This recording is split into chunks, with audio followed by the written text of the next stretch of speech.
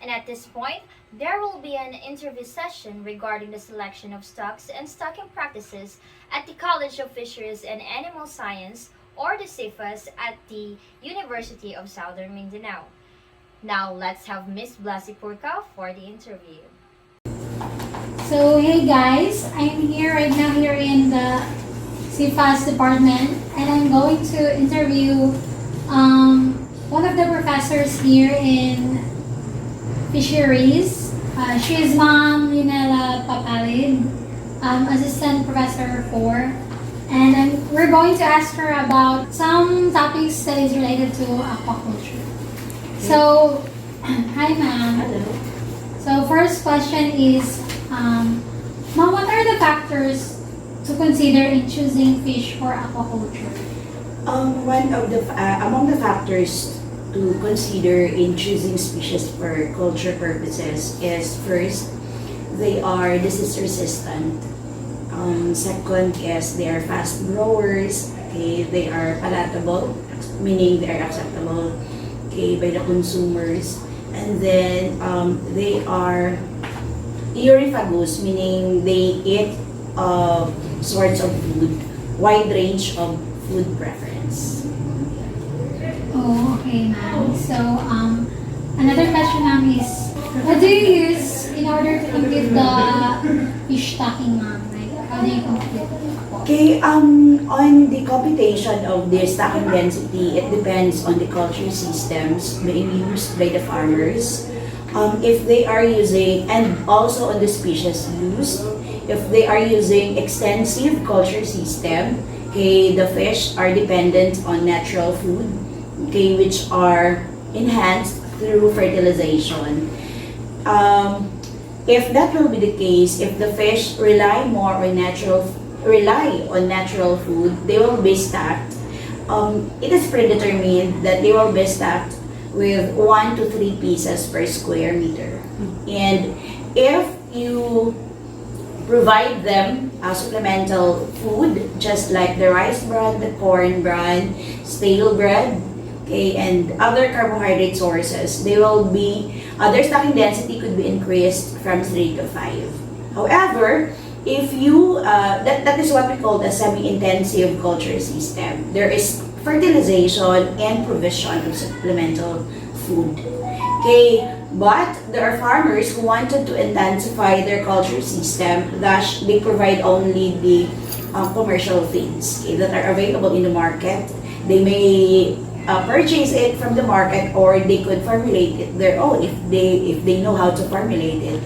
And the stocking density could be increased further into 6 pieces and above.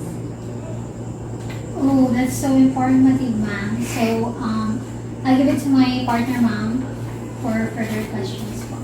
What are the stocking practices to use Safest. Oo. In order not to stress the fish thermally, okay, we need to consider the time of stocking. So, in aquaculture, we follow what we call EMLA, which means early morning, late afternoon.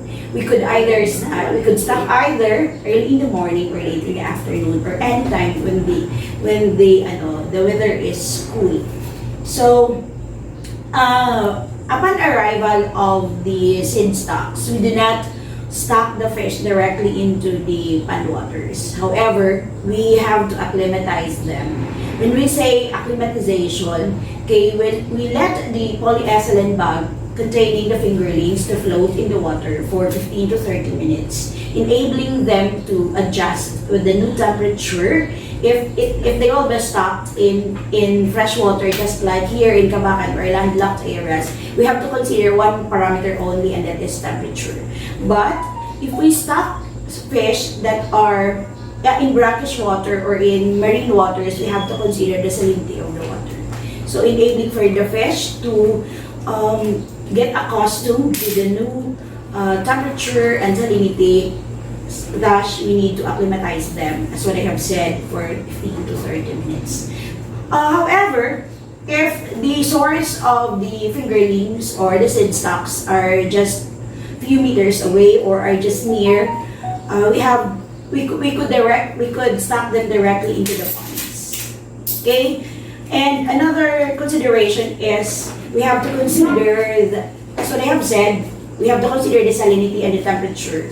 But in order to quantify it, if there is, in order to be exact, okay, if there is 2 degrees Celsius difference of temperature from the source of fingerlings and of the pond waters, so we really need to acclimatize them. If it's less than 2 degrees Celsius, then or 2 parts per thousand for the salinity, then there's no need for acclimatization. You could stock it directly.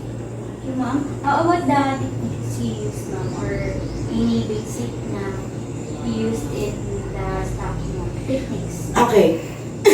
Upon arrival, we let them float, okay, for 15 and 30 minutes, and then we open the polyethylene bag, we remove the rubber bands, and then we open it, and then we tilt the polyethylene bags, and then let the new water enter, okay, until, because you will know upon seeing fish behavior that they are acclimated because they will swim voluntarily from the polyethylene bag. But if they resist from getting out, meaning they are not yet acclimated. So that's all for today, guys, and thank you, Mom, for the opportunity to interview you and for answering our questions. Yes. And we hope that you learned something from this video. Thank you.